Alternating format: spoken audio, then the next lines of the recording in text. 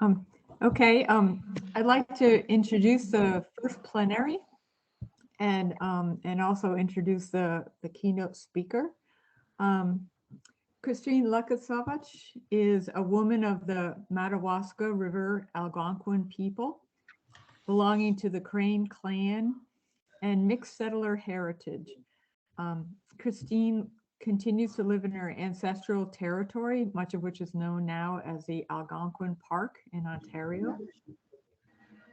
She's the owner and executive consultant of Wasaya 扮演一些比较亲近本色的一些角色，像是 Wasaya Cultural Tours， 是很温柔、很贤惠的那种状态的角色。Also, small businesses. These are two small businesses dedicated to reviving and celebrating Indigenous ancestral knowledge and cultural-based practices through educational opportunities. In addition to her own companies, she is the executive director of Native Land Digital, an Indigenous-led not-for-profit dedicated to providing education about Indigenous peoples, territories, and knowledge systems across the world. She's currently studying for her Master's of Arts in Indigenous Studies at Trent University.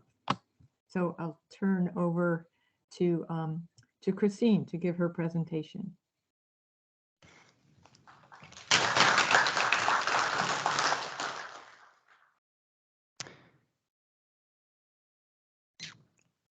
Wrong one.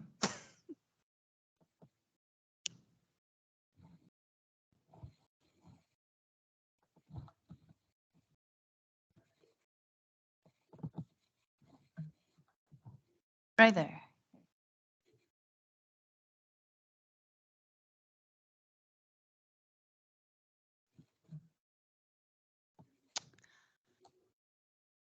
Here today to talk a little bit about inclusive cartography and practice. Chi Miigwech for the invitation to share this space with folks who also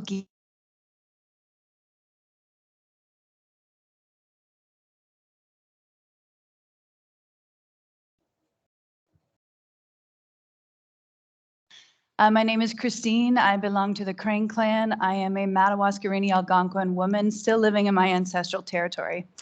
As Marguerite had mentioned, I have two small businesses, Wasaya Consulting and Wasaya Cultural Tours. One is the consulting side, so a little bit more focused on this sort of work, whereas the cultural tour side of things is a little bit more involved in tourism, making sure that visitors to the place that I call home know that it is Indigenous territory. I'm also the co-owner of an Indigenous and woman-led motorcycle clothing company called Algonquin Motors. And actually just recently left my position with Native Land as the executive director so that I could focus on my own dreams.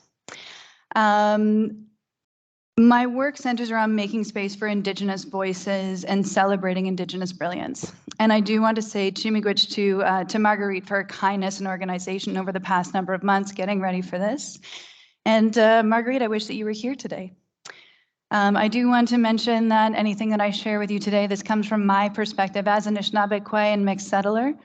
Welcome to take any questions following the session.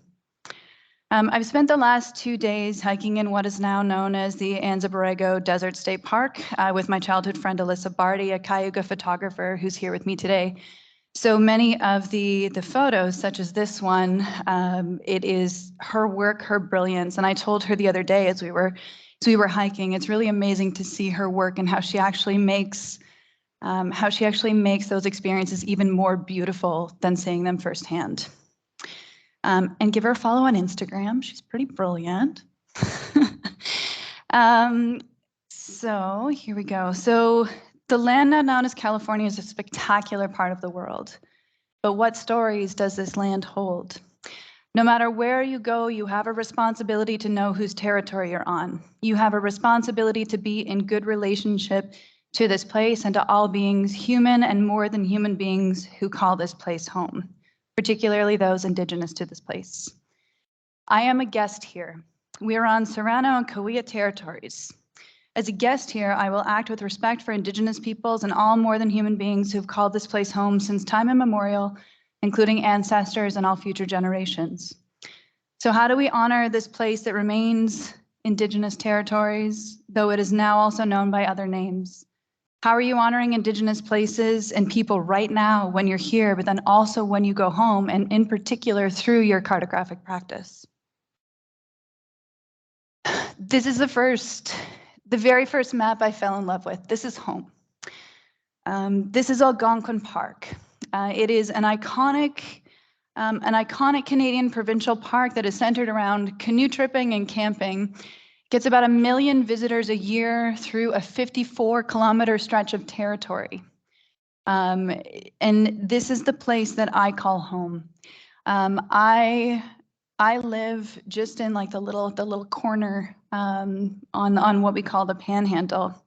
But this map itself, this is a canoe routes map of Algonquin Park. This is also Anishinaabe-Aki, Anishinaabeg land, Anishinaabeg territory. The canoe routes marked on this map, including the portages, they are our original routes. They are our original highways, our travel routes, the places that we called home, and the campsites that people love so much, particularly those beautiful sandy campsites that get full sun during the day. They're the places that we lived, the places that my ancestors lived until 1893, when we were forcibly removed for the creation of this wilderness space. But our stories remain here with this land. But those imaginary boundaries that were put up throughout our territory, they don't include us. These built infrastructures like highways aren't representative of our relationships with this land. But I know this place. I've spent my entire life here. I live within eyesight of the borders of this place where my grandmother was born in 1935. I've spent my entire life here and reconnecting and getting to relearn and reestablish those connections between myself and those more than human beings that have been in place since time immemorial, or as the archaeological record likes to say, at least 12,000 years with the retreat of the Laurentide glacial sheet. But this knowledge in my ancestral territory, it's not represented in this map. But why not? So as I had mentioned, I have been in the position as the executive director of Native Land. So native-land.ca, which is generally kind of the go-to if you're going to do a land acknowledgement or find out whose territory that you're on. This map is purposely flipped upside down to kind of decenter ourselves as North America, because quite honestly, in North America, we think we are the center of the world. Maps are often used as colonial tools with those imaginary lines drawn across landscapes, but these are not representative of Indigenous understandings and knowledge of land. We do not have those hard lines. We overlap. These overlaps show our relationships with place, our relationships with each other, the way that our languages cross over these borders. It also represents the places that we right now in this present form, as well as our ancestors have been in the past, we're taking care of this land for those next 7 generations. So to speak a little bit about Native Land, I will say it was a very incredible position to hold for a number of years, particularly during the pandemic when I was at home. So this is one of the very first in-person sessions that I've been able to be a part of. So thank you for sharing this space with me. Native Land is made up of an all-Indigenous team of remarkable Indigenous people from around the world. It is global, it is completely open source, and most importantly, it is community-based. The knowledges that are represented in this place are put there with community. It is the ways that these communities want to be represented. Oftentimes, at least the starting point for including these places, it is sourced from historical materials, and then any feedback that we get, we tweak it. We tweak it to make sure that it is representative of the people and places that are on this map.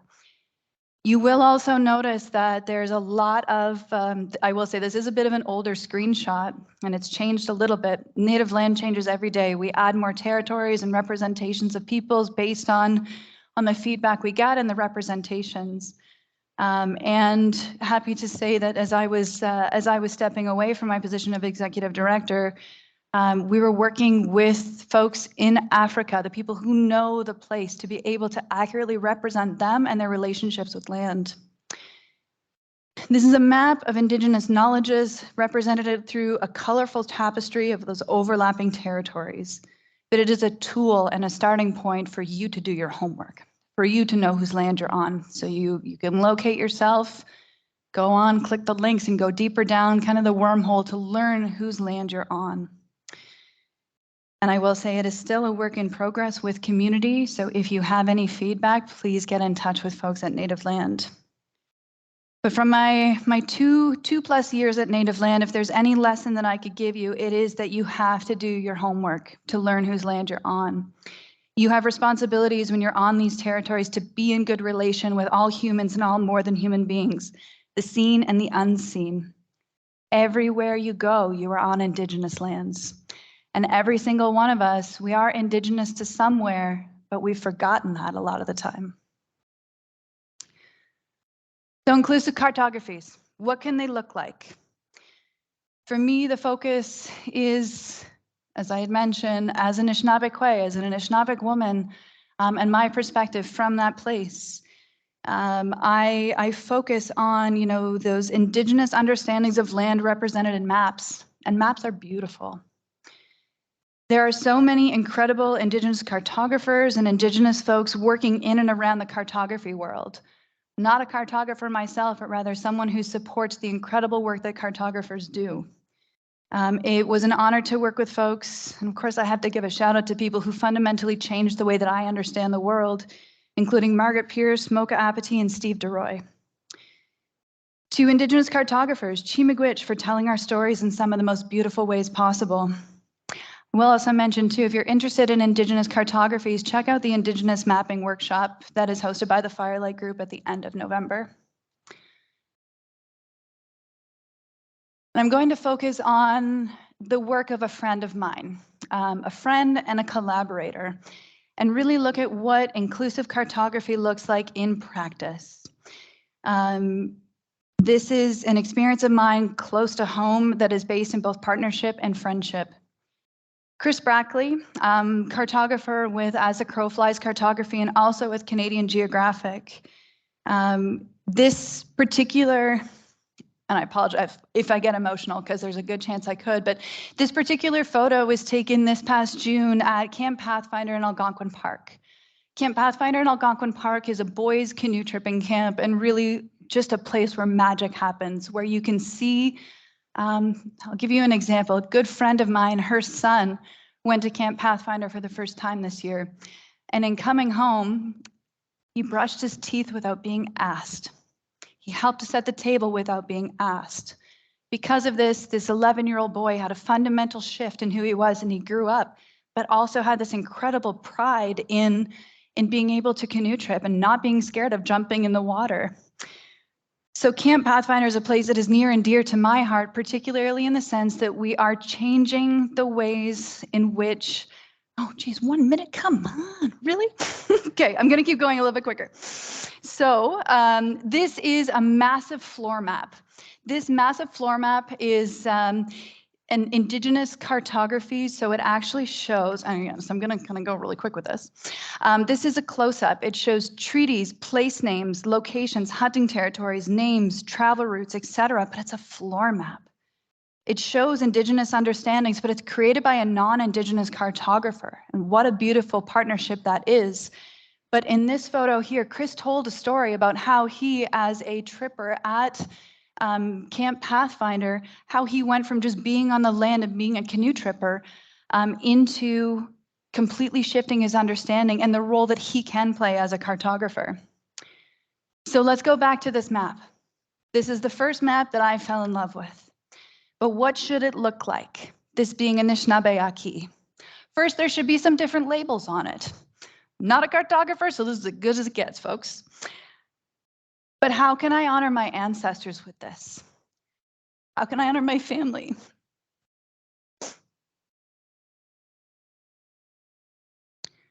With work like this, with Chris.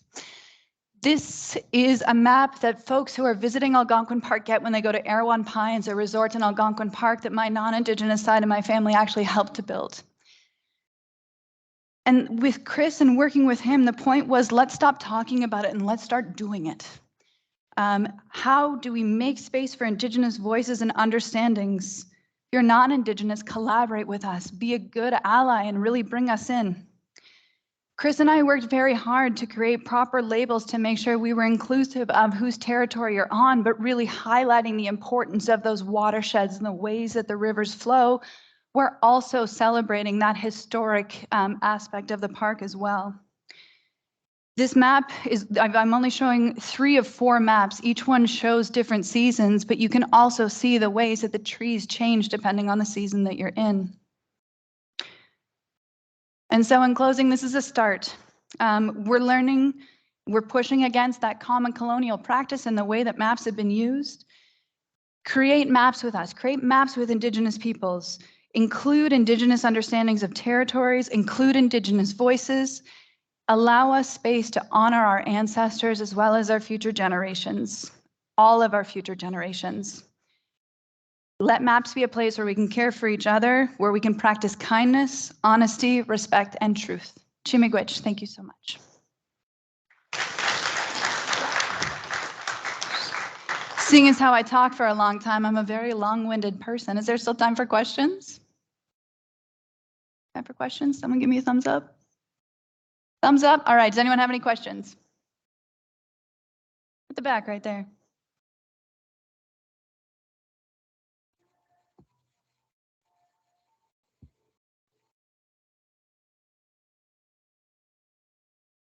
Fraser Taylor changed my perspective on this. When we think about geonames, the Indigenous people in Canada don't have a written language. Some of them don't. And so how do you capture the place names? And Fraser's worked with a team of people on the Indigenous place names in a spoken word, a spoken language. And it transformed our concept. So I think as a cartographer, I had a bias that they would be printed on a map, or it would be in a digital database, or it would be shown on a map. And I think that we have to, this type of work and the important work that you're doing of reflecting the Indigenous people's perspective on cartography challenged me. Absolutely, and I will say one of the biggest questions that we have with native land, and in all transparency, me coming here and being able to say whose territory we're on, so with native land, that is the most common request that we get. How do you say these nation names? But for me coming here, I was texting with a friend from one of the tribes in what's now known as California, and saying, how do I make sure I say these nation names properly so that I can appropriately respect them and honor them? So absolutely, it is an incredible point. So what tools can also be held in partnership with those maps? Yeah.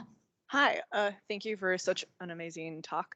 I was wondering if you can think off the top of your head some quick tips for everyone in the interest of actionable cartography, how people can really help support Indigenous mapping, like you said, and collaborating. How should people consider going about that, whether they're in academic institutions or private spaces or large companies and organizations like the space that we sit in today?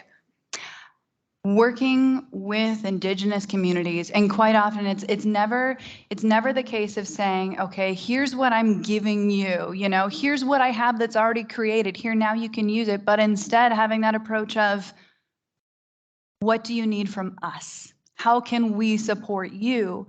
And that could include, I think one of the most important elements is you need to have patience. You need to work with the timelines that Indigenous communities need to have, because we've got a million other things on the go every single minute, especially at a time when we are working to kind of reconnect and revitalize our existence following, the last 150 plus years. So have patience with us, but approach us in that true partnership and true collaboration, but certainly have patience with us. Let us take the lead. Yeah. I have a question about some of the work you and your colleagues have done at Native Lands. Because the lines on the map that you ultimately generate are not clean, or whatever that means, right?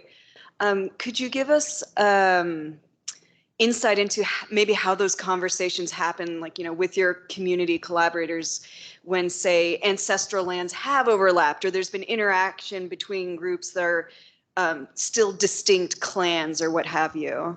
So there's no distinct point in time for the territories and the shapes of the territories. So that's kind of the first point. That's why there's also no printed version of the map, but rather a PDF that you can print on your own. But then two, having those non-defined lines and those lines that overlap, that's incredibly deliberate because we have this fluidity. For example, my territory borders Alyssa's territory, Haudenosaunee territory, and we have agreements that far supersede the arrival of settlers to this land. We honor those connections because we know we've got shared territory and we've had those agreements in place since time immemorial to share those lands. And so we'll kind of start off with a shape. And if that shape's not correct, we will work with communities to maybe change things a little bit, same way that we would change labels and so on. So really there's a starting point, but then also a collaborative process to make it as correct as possible. Anyone else?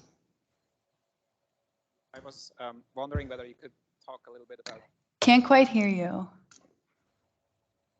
Can you hear me now? Oh. Yep. So I was wondering whether you could talk a little bit about the challenges that you encounter when you collaborate with cartographers. I've been working with Aboriginal people in Australia, and patience definitely is one important point. So that implies that outsiders or people you work with are often impatient. Are there other aspects that you find difficult with working with cartographers? Yes, but I won't get into the dirty details of it. I love that you're nodding your head so much. It's amazing. So, I mean, there are all these intricacies, right, of how do you appropriately represent land and who do you listen to, right, when you're talking about a particular place, right? Because you might have conflicting claims to land, which is so often the case. Do your best to work with both communities. It's not your role to decide it's your land or it's your land, because keep in mind that history of colonial cartographies and how damaging that's been. Find a way to change that trajectory so that it is completely inclusive.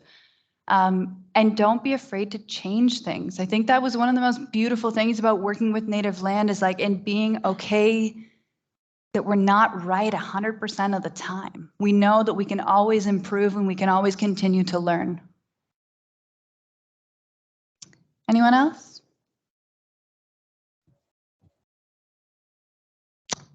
All right, hearing none, Chi-miigwech, thank you so much for your time, everyone.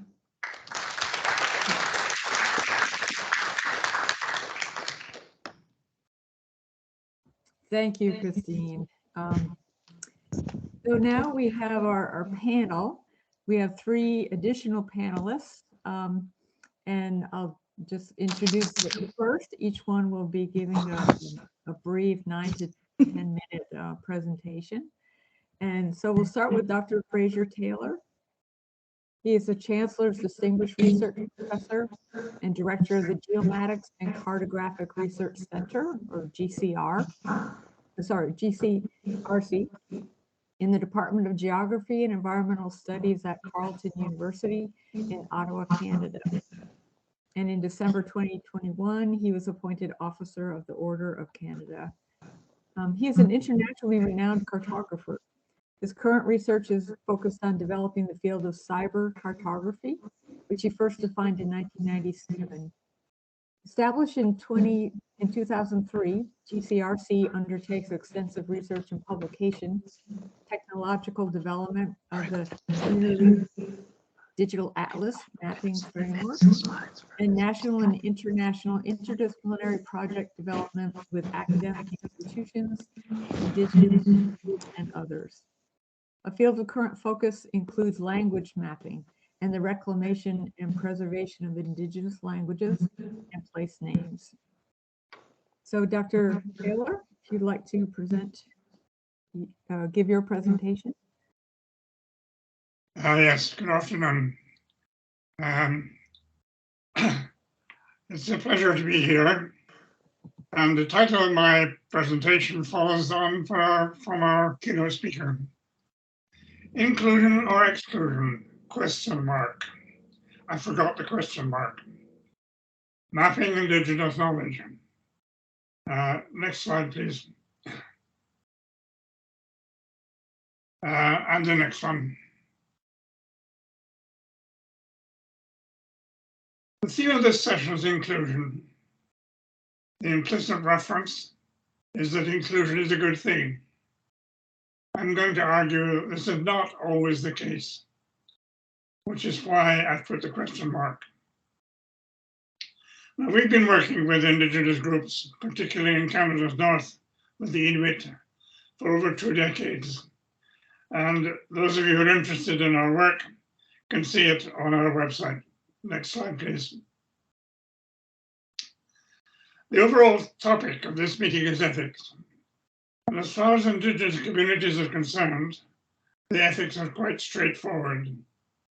Mapping Indigenous knowledge must first and foremost be for the advantage of the communities involved. And what is mapped and how this is mapped are issues to be decided from the bottom up, not from the top down. Next one. I'm arguing for a fundamental change in power relationships, which many cartographers and many national mapping organizations will have difficulty coming to terms with. It's fairly radical, going to the roots of the issues. It's not primarily a technical issue, although there are technological elements, such as the choice to use open source software, as opposed to various proprietary alternatives. If inclusion means a loss of control by Indigenous communities, then inclusion is not a good idea. If inclusion can be achieved without loss of control and to the advantage of the communities concerned, then a case can be made for pursuing it. Next one. For centuries, Indigenous communities have been subject to what I call and others call cartographic colonialism. What was mapped and how that mapping was carried out was decided from the outside, with little or no input from the communities concerned, except to provide the knowledge, the external power needed to pursue its own objectives. These objectives included land acquisition, forced resettlement, resource exploitation, and cartography played a major role in the colonial attitudes. Next one, please. The most visible remnants of the place names still appearing on many maps. These were often the names of explorers, military establishments, created by the dominant external power in pursuit of their political objectives. After centuries of abuse, things are beginning to change, but change has been slow.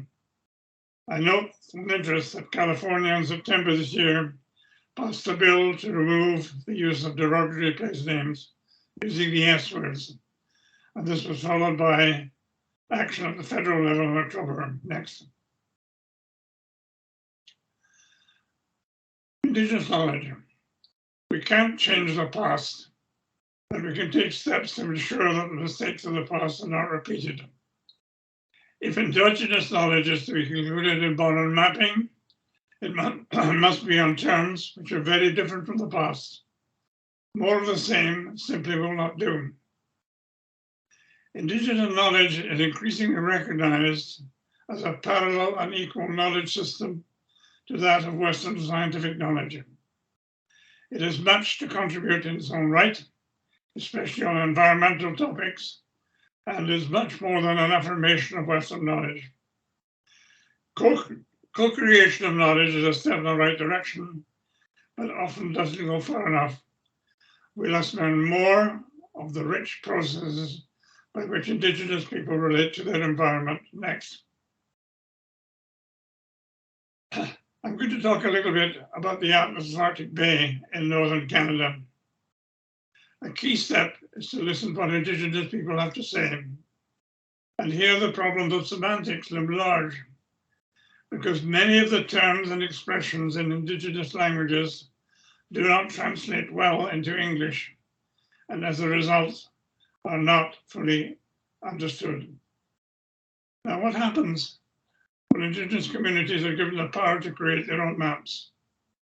I use that as an example the creation of the Atlas of Arctic Bay, which was created some years ago. Both the content and the processes by which the atlases were created are interesting. The rich place names and the stories behind each place name replace those of the colonial area. Previously empty spaces on maps were replaced by living history, which had meaning to the local community. Next. When the local people were given the power to decide what they wanted to map, it came as quite a surprise to outsiders. One of the most interesting ones was the choice of the young people to create a rap video. And this is the URL for the rap video. It went viral on Facebook in its own right. But they were looking at things like the place names and the important stories behind the place names. So there was always a spoken element of the place names. Next, please. The local people, it was a complete community involvement, including these kids shown on this slide. The whole community became involved, and they were anxious to ensure that their lake, called Dead Dog Lake, was included. So we invited them in, and they put in their own place name for the lake. Next.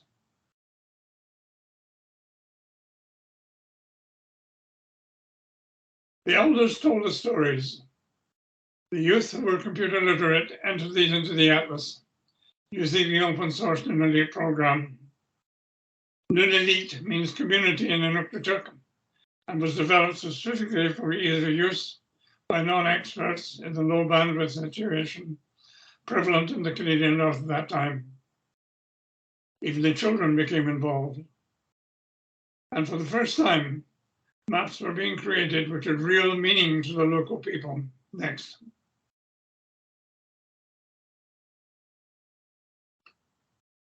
There are a number of principles out there: FAIR, CARE, and OCAP. Next one, please. The FAIR guiding principles were published as scientific data: findability, accessibility, interoperability, and reuse of digital assets. Next.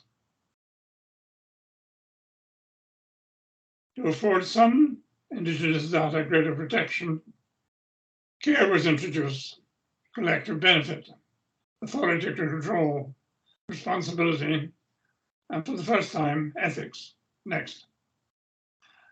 That didn't go far enough. In Canada, the First Nations principles of OCAP were defined and are an improvement.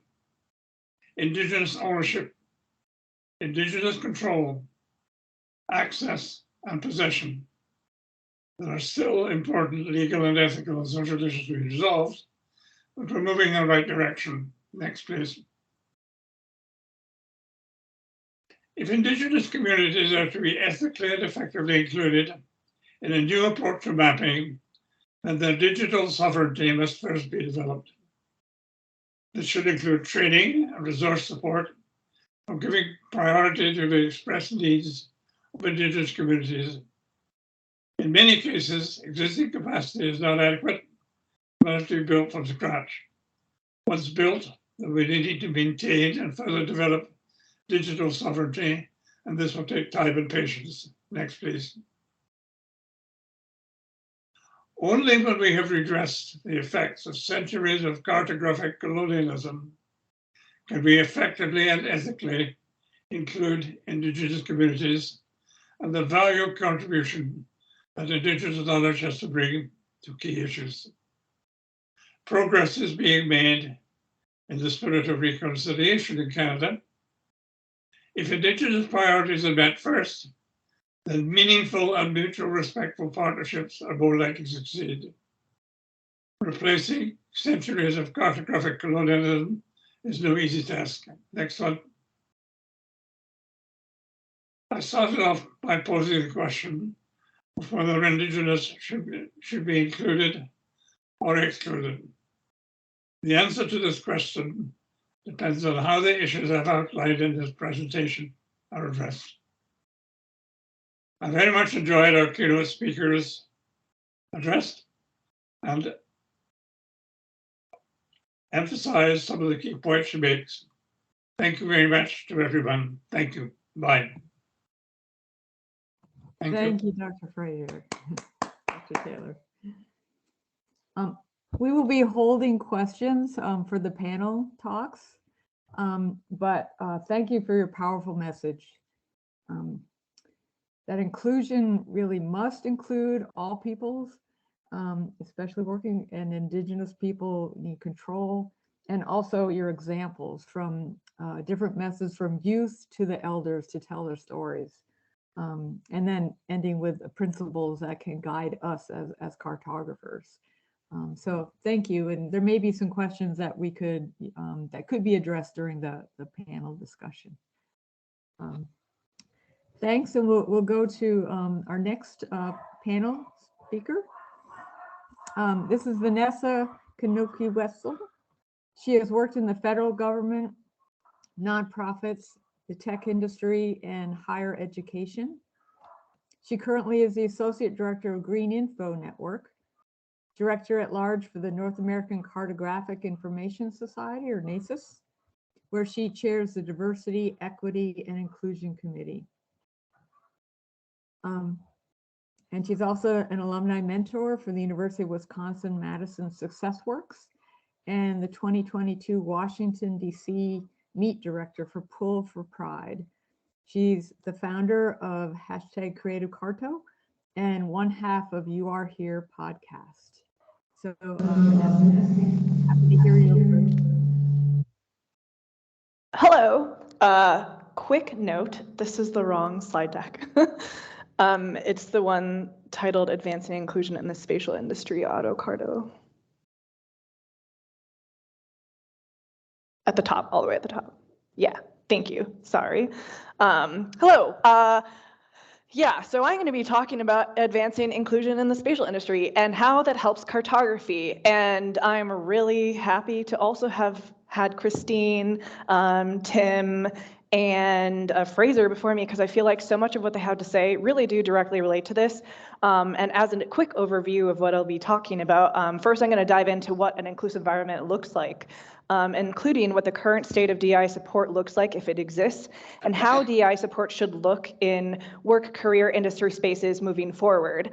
To quote Tim, actionable change, actionable cartography. What commitment to growth looks like in order to advance inclusion in the spatial industry, and why that helps cartography and mapmaking. So inclusive environments are many things. They're spaces where people feel comfortable sharing their thoughts and feelings and bringing up issues. They're places where leadership and the general team feel really comfortable listening to and supporting people when issues arise. Support means active listening, conversations, and again, commitment to actual actionable change. It's where people feel comfortable getting uncomfortable, which means really thinking about the issues, listening, understanding personal biases, moving past those biases, and generally speaking, where everyone on the team, in the industry, in the space will feel psychologically safe as well. So how do you build that kind of environment? Of course, it means intentionally prioritizing DI work.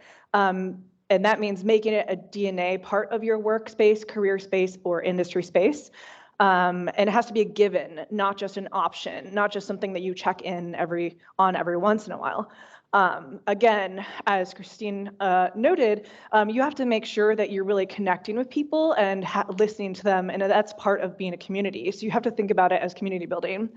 So the current state of affairs for DEI support and work in the industry, at work, and in career spaces, if it exists, typically is DI training that happens once a year or maybe a few times a year. That can be an online module, video watching with a quiz afterwards to prove that you know what you're doing, or all hands discussions once a year. It may also look like a dedicated staff member or team that is in charge of DEI things, as well as possibly or only a DI committee that is in charge of those DI things. When it looks like that, while it is good to have something that support temporally when it's only happening once a year or a few times a year, it means it's not getting discussed enough. It means it is not really helping people discuss things long term. And when there's only a few people in charge of DEI things, it means that the people who actually have the power to make a difference, from the CEO to executive leadership to organizational board, or at a broader scale in the industry, people who have a lot of money or have voices in conferences, aren't hearing it and aren't learning and aren't growing. So again, that makes it easy to forget, dismiss, and not prioritize. So DI solutions, while having committees and staff members and other people who are in charge of bringing things forward, it needs to be at a broader scale, and people who have the power to make the change also have to really commit to doing it. Power structures matter a lot here. So DI work often is not prioritized, and this is an ethics and mapping conference. Of course, we all care about technically about DI work because that is ingrained in what ethics is, generally speaking. Like, we have to be thinking about diversity, equity, and inclusion when we're considering ethics and mapping. The thing about not including it is it could be intentional, like in toxic work environments. In other environments, like I said, it may just be that temporally it's getting dismissed because other things are getting prioritized, like things that make money may be the priority. But people who are not in the majority, from BIPOC, LGBTQ+, women, indigenous peoples, neurodivergent folks, and so many other people, they notice when things are not prioritized. People will notice when they're not supported and not listened to. People will see that there's no actionable change happening in the organization or company, in the industry, and feel really powerless. And feeling powerless to change for very clear issues is also really parallel to what other people, so many people experience in the real world and real life. So that adds to existing microaggressions and traumas. And a cartographic parallel also is cartographic colonialism. If we keep making the same type of maps without considering biases, we're going to keep doing the same thing and not listen to people's voices. So not prioritizing DI work is not inclusive. So this is basically saying if you're not prioritizing it, generally speaking, in the space that you're in, is the opposite of that initial slide where I said what is really important. And what happens when people ultimately don't feel safe, and a lot of them probably did fight to feel safe in some way and felt unheard, they will leave. So people will leave workspaces, people will leave industries, people will leave conferences, people will leave communities. So what do we have to do to be more inclusive and therefore create a safe career space, workspace, and industry environment? As I mentioned before, it really needs to be a priority. Parallel to that, is obviously there are various teams that do hold expertise in any given workspace. Like financial teams are going to be the people who are mainly considering budget stuff on at work, but executive teams, managers, and general staff do share the load in making sure you're hitting the goals for financial stuff. People will bring up issues throughout the year. If there are issues relating to the budget, and then people will talk about it, people will find solutions. So DI work needs to be considered at the same level of a priority in terms of projects and checking in and making sure there continues to be conversations and support across the board. So generally speaking, there does need to be an infrastructure change first and foremost in order to ensure that a lot of these changes happen. So that means there has to be clear support from leadership, where people also are consistent and transparent in their discussions to lead to actionable change, which leads to systemic changes, which industry-wide, if many organizations and conferences and places start doing that, you'll see a big difference in the industry too. And it is really helpful to center DI conversations in a workshop environment as well, and not just do video training, not just have a one-time lecture environment, because workshops facilitate conversations with each other. It helps team members understand. It helps people really feel safe and listened to bringing up those issues. And you also really want to ensure after whatever conversations happen that there really is transparent and actionable things happening. I'm going to keep repeating actionable, but it needs to happen. There needs to be clear milestones. There needs to be deadlines. If things aren't met, just like any work project, you need to actually come up with the follow-up to that. Now, of course, infrastructure change is hard, but what's technically harder is committing to feeling uncomfortable and also committing to personal growth. So infrastructure change is not going to happen if people don't actually commit to feeling uncomfortable, because sometimes we will feel uncomfortable when we encounter something that we have not experienced, that we've not have felt, that others have felt, and that generally speaking, non-majority will need to vocalize, and we see this all the time in society as well in work. And again, previous examples being cartographic colonialism, lots of people were not being listened to in the making of maps and being marginalized and not being shown on the map. So it's really important to have personal growth as part of it. And again, we all hold biases and we all have different lived experiences. All of us do need growth, regardless of where you're coming from. And it's just because we haven't all experienced the same thing. And again, DI work is really personal. So that's also why it isn't just normal work. And again, it's important that leaders really take it seriously because leadership has the power to deny change. So even if everyone in an organization is willing to do the work and comes up with great plans, if the people in charge at work or in an industry or at a conference don't actually commit to making the change, it's not going to happen even if everyone supports it. So it really matters. And what does that look like for the industry? Well, technically all of us in some way, in some capacity, have power in the room, from presidents to CEOs to professors to people who just have a voice in this room through research, academic studies. We all have that power. So if we all collectively commit together to make a difference by doing some or all of these tasks, we can really improve DI. So leading by example really matters. So that can advance inclusion in our industry. But everyone may be thinking, how does that help cartography? Even though I think everything that I just said matters a lot, I'm sure people wanted to relate directly to the point of the conference. And this different perspectives matter. And again, this is what everyone has said before me. And this is a quote from myself. Different places and people have different perspectives, and it's really important to know them and understand how to incorporate knowledge we don't immediately think about. And again, the talks preceding me talked about Indigenous mapping and how people do not feel represented on the maps. And that's just one of many examples.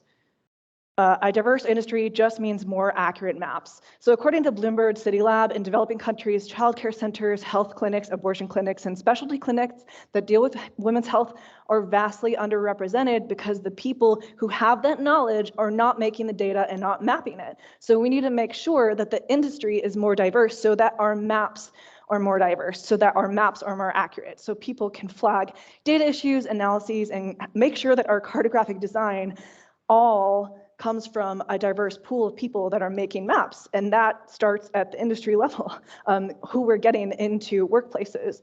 So a diverse industry means more people can help make important decisions to improve things in the community. Therefore, it means a more inclusive industry that means better spatial data and better cartography.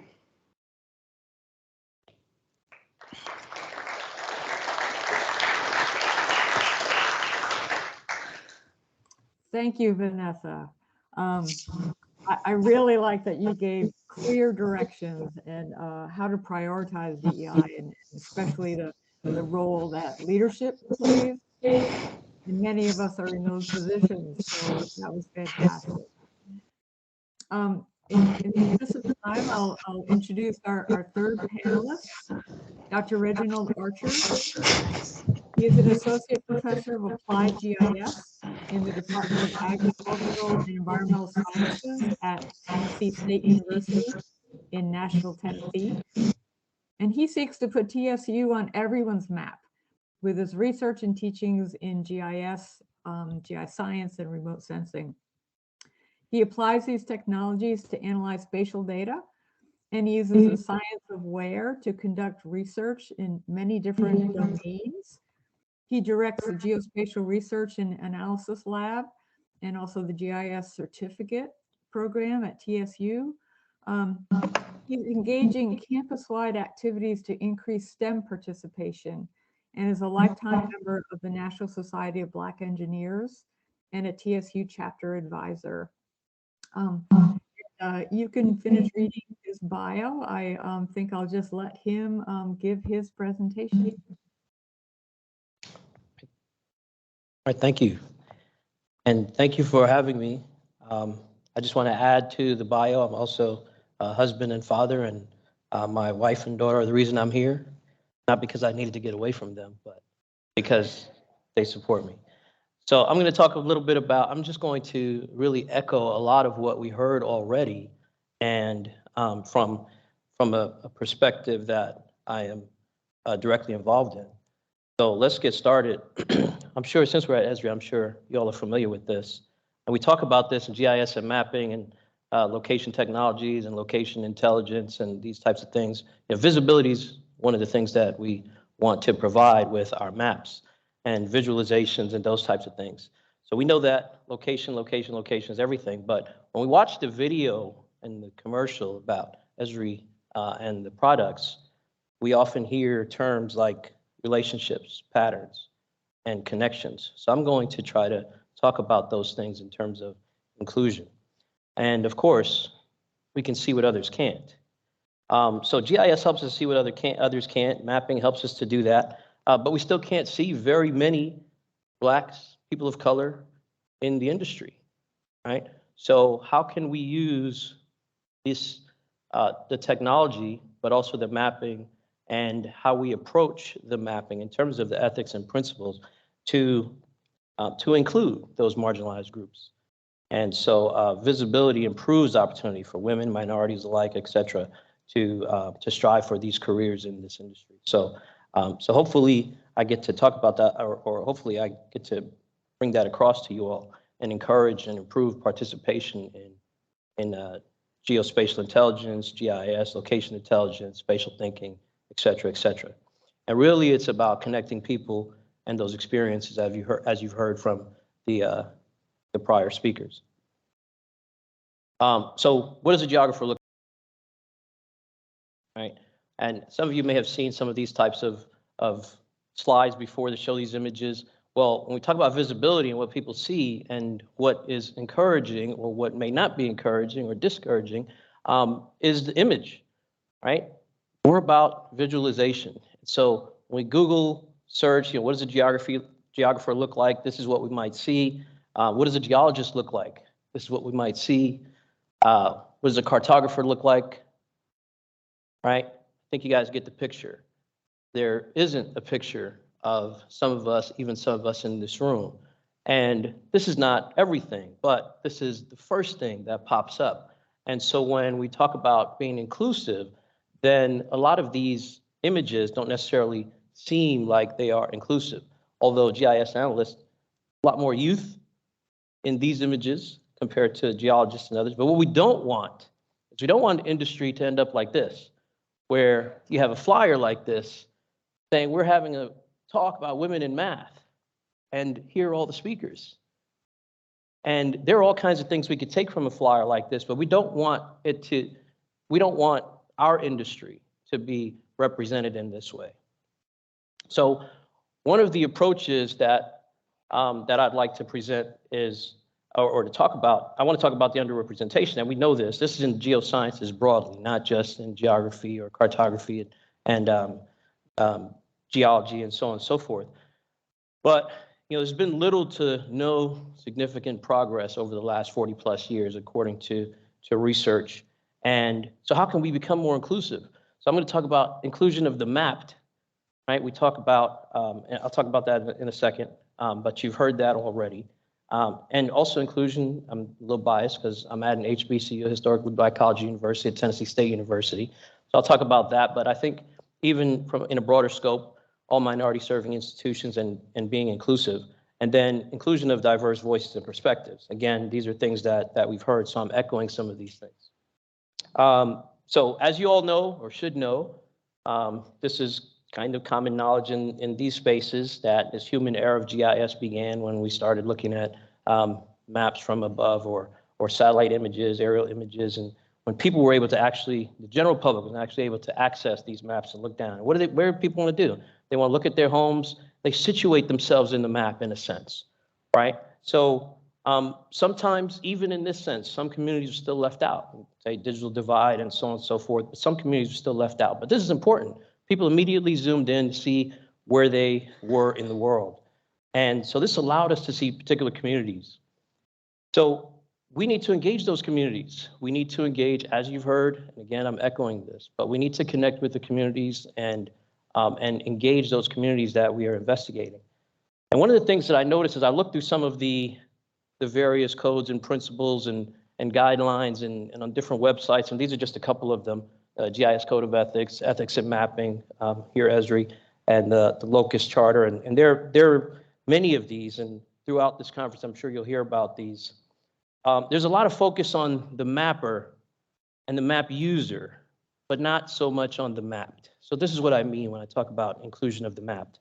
So we do talk about protection, maybe identity and some things that are personal, sensitive content and those kinds of things. And there are a few lines, striving for broad citizen involvement and stuff like that. But I think there should be more. And maybe one of the ways we do that is by engaging some of those communities in developing some codes around the maps that will be used that represent those communities, with those communities. So that's one of the ways that we can do this. And this also empowers people to situate themselves in the maps that are being used to represent them.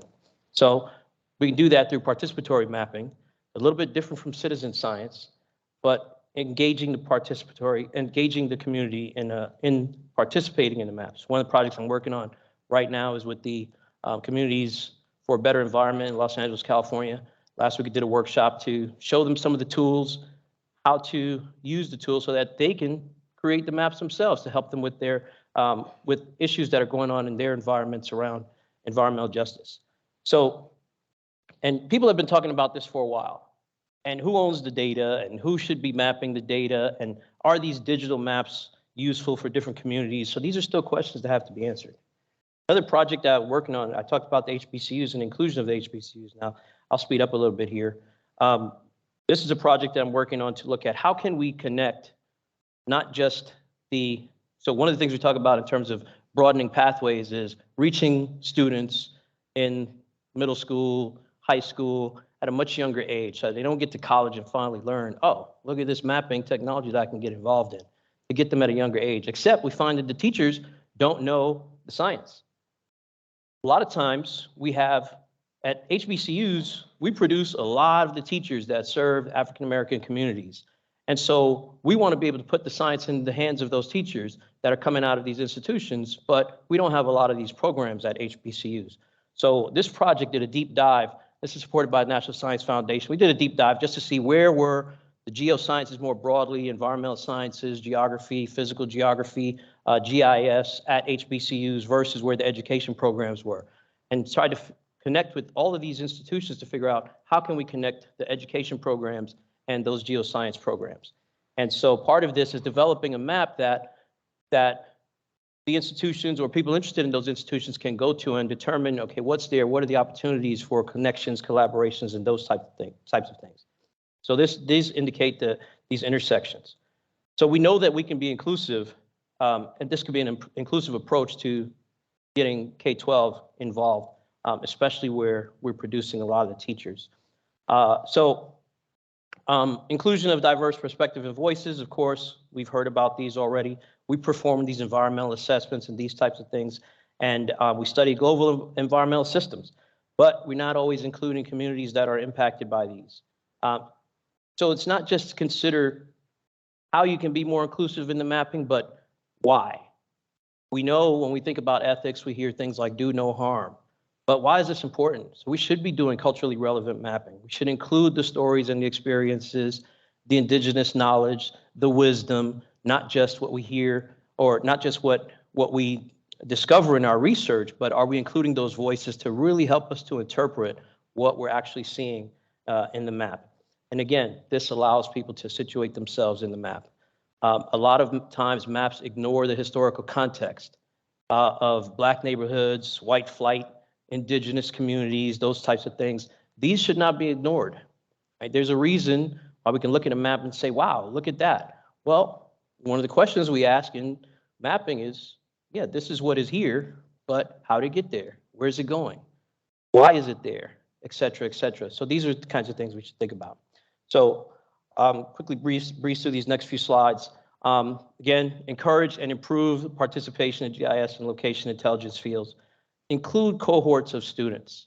when we're thinking about working with students, don't just grab one, grab two. Talk about being welcome and feeling safe in an environment, then it's a lot easier to do that when you are welcome as a group, as opposed to just an individual and trying to appease or figure out, how can we make this connection? A lot of times that doesn't work, but with a cohort of people, then it's a lot more useful. And include those inter-cross, multidisciplinary, culturally relevant ideas, right? I'm going to mention this and continue to mention the culturally relevant because that's important, and I'll probably talk about that when I'm sitting on the panel, but include the communities. Inclusive mapping is reimagine how you apply the science and think about who science is for. One of the things that we think about when we're working within communities is, do we just use the community as a backdrop for displaying what we can do with the science, or are they actually benefiting from what we do? And do we ask them, do you need this? Would you like to be part of this? Don't operate in silos, of course, collaborate, connect, strengthen those mentor-mentee relationships, communicate the science, be present and engage. So I'll end here with this quote from Congressman Troy Carter of Louisiana: "Don't attempt to do for us without us." And I think that's the key point of inclusion. And of course, can't leave without saying I'm at Tennessee State University. We are looking for students, so grab that. Thank you.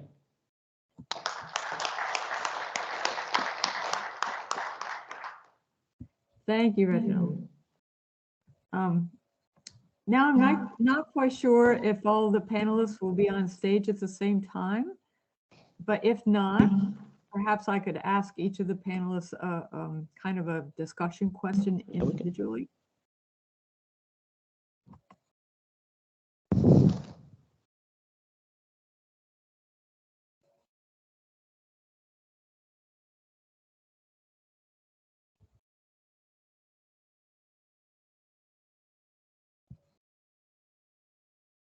Oh, great. So it looks like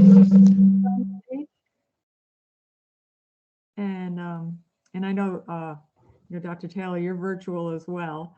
So I was interested, perhaps each of you could address what influenced your interest in ethics and mapping, and your focus on maybe on inclusion.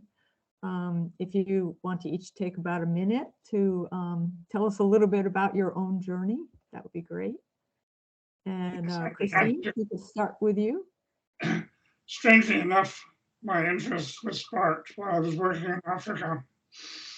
There I learned that local communities have a great deal to say if we listen. So the ability to listen to what the locals said was what started me off on my journey towards a different kind of map and a different kind of mapping. Oh, thank you. Development from within, development from below. Power to the people, not to the outside cartographers. Well, thanks. And Christine, I'm sure that some of the probably a lifelong interest, but I just wondered if there was any particular, time or event that really sparked your interest in ethics and mapping. Okay, good. Mic's on. No particular event, but rather in belonging to a community that has pretty much not ever been included in a map. Right now, in the community that I'm from, and really in the district where I went to school, we have at least a 25% Indigenous population, but we don't appear on maps because we're not an on-reserve population. And so really, any of my interest in this inclusive cartography really stems from, I don't know, it's not the desire, but really the need to make sure that future generations and really those next ones coming up, that they know who they are, they know their culture, but also that they're welcome in these spaces. Starting with my great-grandmother to my grandfather and then to my father and then to me, we were taught to not necessarily be proud of who we are as Algonquin people. And so really trying to make sure that those next generations can celebrate who they are and really know who they are from their very first breaths that they take when they're earthside here with us. Oh, thank you. Thanks. Reginald? know that there was a, y'all hear me? Yeah, I don't know that there was a particular event, but I started as a land surveyor and I didn't feel welcome in that community, or didn't feel included, I should say. And when I moved more towards just mapping and getting into GIS, moved into geography space, then I felt like I can do a lot more with the technology and the opportunities to connect with people. And so that was probably really the beginning of that. Great. And Vanessa? Yeah, so for me, it also, I guess, is lifelong. I have like a really multi-tiered answer. Both my parents are from other countries and they both grew up during and post dictatorship. So I just grew up learning a lot about inclusivity and how that really matters and the real harm of not including people can be. My dad's from Germany, mom's from Chile. They both quite literally saw people die. And I also, I didn't initially intend to get into cartography. So when I started in the field, I felt so much imposter syndrome and lost quite a bit. And then there was a bunch of ageism things and sexism things. And I also ended up being at 2 toxic jobs. And while a lot of my industry stuff for my thesis was on like aesthetics and mapping and really pushing a lot of that, I would say in the past decade, I have become known for talking about inclusivity just because of my very real, as like a trauma response, I would just kind of talk about stuff because I knew from silent conversations, not very visible to everyone else, that a lot of people weren't experiencing a lot of the painful things that I was experiencing. So that's, I guess, why I started being really loud about it, because the more you talk about it and are open about it, then the more people will realize they're not alone. And then hopefully the more people will realize that it needs to be discussed and that things need to change. Wow. So it seems like all of you observed or experienced the opposite of inclusivity. And you know, that really is a motivational force.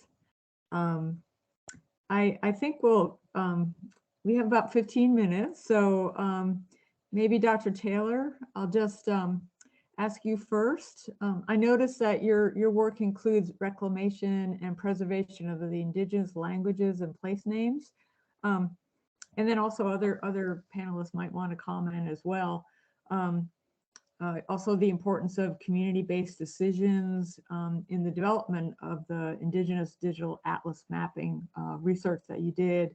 I also know there's some initiatives at national mapping organization levels to maybe start to honor Indigenous place names and in a national, regional, and local data sets, and you have experience with this. Would you know, you described a bottom-up approach, but do you have advice for the at least the initiatives of top-down and how they might do that better? Yeah, I think some of this I covered in my presentation. Mm-hmm. First thing is listen to what people have to say. Respond to their needs first and your needs second. This means a change in power from a national mapping organization controlling all mapping to a new relationship with Indigenous communities where the Indigenous community needs come first, not last. Mm-hmm. Yes, that's great advice. Thank you. Christine, you've created and led both businesses and nonprofit organizations that celebrate Indigenous ancestral knowledge and culture-based practices.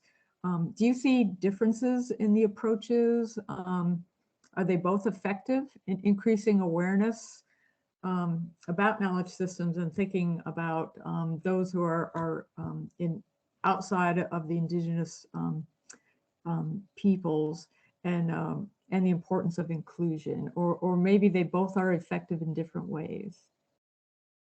think they're both effective in different ways. Certainly with a nonprofit that has a global reach, there's a much larger audience per se, but in my own businesses that I'm now working for kind of more full-time and taking that leap, I'm able to work, I don't know, I'm able to kind of pick and choose those places where I feel the most safe and also can have the most impact. And in a lot of my own work right now, I end up working a lot with youth, as well as really starting to push boundaries. But I will say, you know, in my work with Native Land, it's almost like more welcome in a space. Whereas when I'm on my own and under the banner of Wasaya Consulting, quite often I have a lot of difficulty really pushing through. There's a lot of pushback and a lot of questioning and a lot of marginalization of knowledge and like a lot of just, you know, there's almost,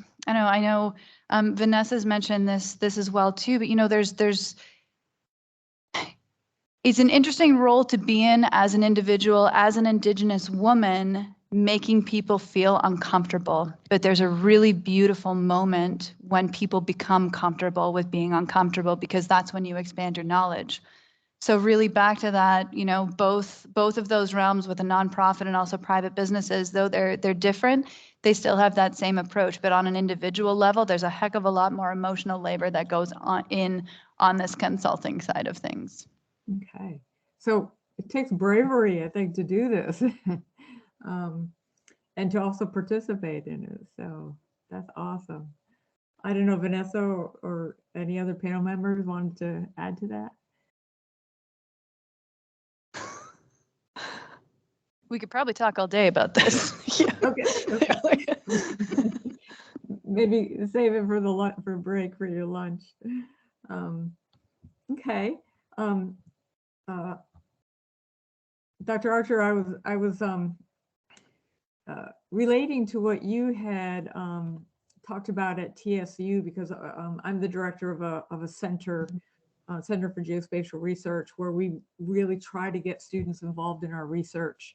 And I wondered if you had a similar experience that, or maybe a question would be, do your students come from these different domains first? They're interested in the research of hazards or public health or vulnerability or environmental justice, and then want to learn the geospatial skills? Or are they focused more on the technologies themselves, and then kind of the applications come after that? So my students, the undergraduate students, they don't know what they want a lot of times. They don't, some of them, well, most are not necessarily interested in the technology. They're interested in the products. They're interested in the maps and using the maps and developing a map to help with whatever issue that they're trying to resolve or trying to investigate. And a lot of, there's only a few of us on my campus who do GIS mapping. And so we get called on quite a bit. And we're generalists a lot of times, where we can approach many different types of projects because as we know, everything that happens somewhere and at some time. So we can use maps to help to describe those issues. What I find with the students a lot of times is they may have a passion that, this is what I want to do when I'm done with school. I want to have this type of job and I want to be in this industry and make this type of money. But then when it comes to, well, let's talk about a final project and let's come up with some ideas. And those ideas usually have nothing to do with their passions. And they usually go back to the communities they come from, or their high school or their elementary school, and issues at home and those types of things. And so my approach is to get to know those students in that sense and figure out, okay, how can we approach these issues with the science and what you've been learning in the classroom, and how do we merge those, and how do we find the intersection so that you can both approach this and be passionate about it using the tools that we have available to us. And so I try to teach them how to use the technology, but at the same time, how to basically involve their whole self in their projects, and so that their outputs are are very meaningful to them. And it's not just, here's a clean data set, take a look at it, produce something, and it's meaningless. So I think that's really helpful for the students. And that's when they seem to get that light bulb, like, aha, oh, this is something that I can apply, or I can use, or I can help further develop. Why doesn't the technology do this? Great question. Let's make it do that. And let's figure out how to make it do that. And so the approach is usually, it's kind of that bottom-up approach, more like, what are you really interested in? And how can we apply these tools, technology, and knowledge, the content and skills to help you to bring that into this industry? And I also know as a teacher that moment when you see the spark, that's all the reward we need. That's a wonderful moment. Vanessa, I loved you said that you work in a variety of settings doing mappy things, but you've worked in federal government, nonprofits, tech industry, higher education, and that you keep this positive belief that everyone can become a better analyst, designer, and storyteller. That really resonated with me because effective communication and public outreach are so important in what we do. And I think we don't learn how to do that. We don't feel comfortable doing that. So what do you think is the best way to add spatial to our stories and to get more comfortable in increasing awareness about these issues and reaching a more inclusive audience? Yeah, first I want to say this felt like such a hard question to answer in a short period of time, because like with so much variety of experience and very different ways of making maps and the audience changing, I think I kind of have a multi-tiered response here, both from an internal perspective of those who are making maps and then those who are receiving the maps and being mapped about. And basically, I think it's really important to keep communication better than it may be across teams internally. As you said, sometimes people can be really isolated. Cartographers often can be isolated from the data teams and who's creating data, which sounds a little wild, but that has happened to me a few times. And it's really important to remember that everyone who is touching the data needs to really be involved in all the conversations, because when you're creating a map and designing the map, you do need to, in order to make it the best map, understand how the data was collected, how was it analyzed, how was it produced. And of course, I'm sure many in the room may have access to the full pipeline, but it does happen in across industries where people actually receive the data way later. And of course, if you're researching data and finding it on your own, like when I was in humanitarian aid, it's even harder for direct disaster responses because the data may barely exist and you have to scrounge and try to find new context. And that's another way communication really matters. And in terms of external communication, I think we're always taught to think about the audience. But we don't necessarily learn exactly how to do that, I think. And there's some ways where you really are told to center yourself in the audience, and you may ask your client what they really need, but we're so often responding to map requests from people who don't necessarily understand spatial. So we have to make sure we're also educating people perhaps more than we expect for what maps really mean, and also giving advice on what else it could be besides what they're just asking. And I think another aspect that was touched on earlier today is that our industry is constantly evolving, technologically speaking. We're constantly using new softwares, or softwares change, like ArcMap to ArcPro, for example. I mean, even within our own industry, we make jokes about how ArcPro is hard to use when you've never used it. I don't know if anyone's seen any of the memes and stuff, but I always laugh because it's true. But on the user side, that makes it more complicated, because then you really have to be thinking about what am I going to give them that if they need to use it, will they be able to use it? And will it change in the future? And the other parts of it too is just with so many different technologies, you maybe want to see who the actual end user is going to how they're going to interact with it. So like for the mapping applications that were mentioned before, I do think our industry does need to do more user research, because usually when you're listening to a company saying, we really need to make this because we see this gap, it is true, but you do need to talk to the people who are actually going to use it, which I think both of you talked about a lot. And that is user research, and that is technically a field in its own right. But I think we can pull more of that into cartography at large. And finally, I do think, relating to everything else, tool agnostic tends to help. Of course, many people are heavily reliant on very particular softwares, and no one needs to learn everything, but it's helpful to have access to knowledge that you do not have, whether that's a colleague that's an expert in something that you don't know, or just having, you know, a broader network of people that you can reach out to and ask questions. That can be attending conferences like these or joining online virtual things. Like I know on Twitter, I check GIS chat sometimes to ask questions, and there's a myriad of other ways, but we can't possibly know everything, but we do need to be doing due diligence and asking others about stuff. Oh, and one other thing, sorry, again, I said I could talk about this endlessly. Some things that cartography can still improve on in terms of reaching a more diverse group of people. Accessibility in cartography still has a lot of growing to do for blind and vision impaired folks. And that's not talked about enough, I think. And I think technology, with it constantly shifting, is often lagging behind. And I think that that's something that would be great to see growth in the near future. And that's it, I think. Oh, thanks. I guess that was a dense question, but you really hit all the points. Thank you. We have just a couple minutes left. I don't know if any of you want to comment on any of these, or we could take a question from the audience. Yes, I would like to. Yeah, someone did one. Points for me. The visual is necessary, but not sufficient.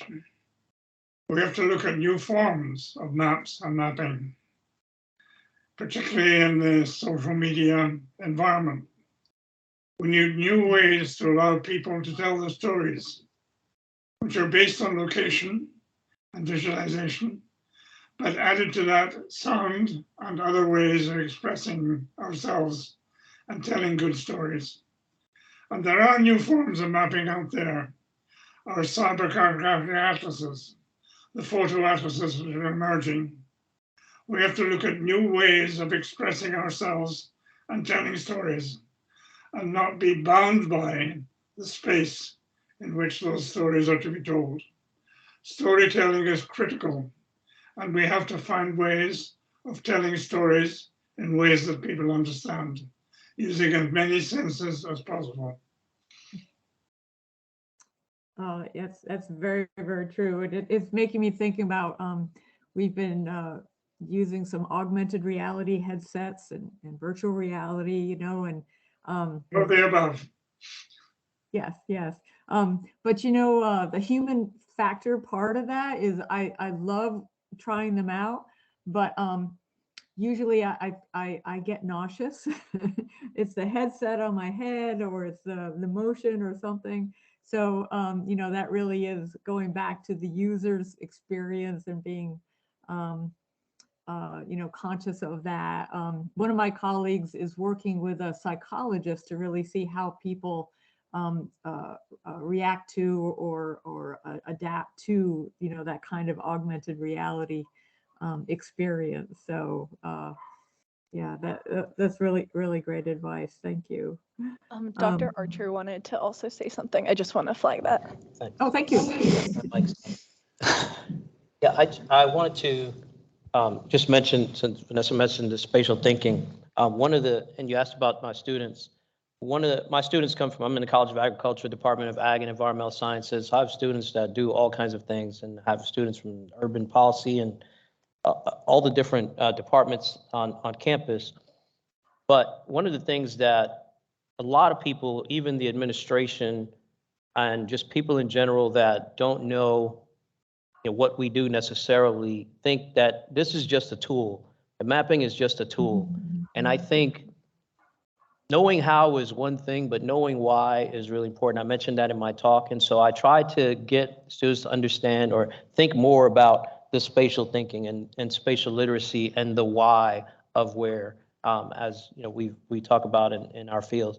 And that seems to help a lot in terms of, this is why I want to use this. And I ask all my students in their senior projects class, stuff like that, the easiest way to get bonus points is to add a map. To anything you do, if you have maps and their question is why, and I'll say, I'll show you. As soon as you provide a map of, you know, where something's happening or why you're interested in this, then we can start to talk about the why. And I think it's really important to address that from that standpoint versus just, here's a tool that you can use to make a map. But there's more to be told when we start thinking about the whys. Oh, it's really important, and it elevates the importance of it for the students, but also for us. You know, sometimes I feel a little bit like people say, well, you're just using these tools, you know, and there's so much more to it. I guess just Christine, did you have any final thoughts or anything you wanted to mention? I'm good, but thank you. Okay. Well, I know it's lunchtime there. And I just really want to thank all of the panel members. This has been a great experience for me, and I hope for the audience as well. So thank you very much for all of your contributions.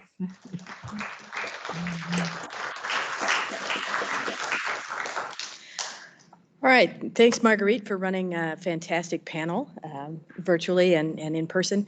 For those of you who are virtual, we'll see you after the lunch break. For those of you in person, lunch is provided for you at the Esri Cafe. If you go out the front door in the lobby here, it's sort of across the street. There is a student assistant to help you find your way, but it's just a short little hop over there.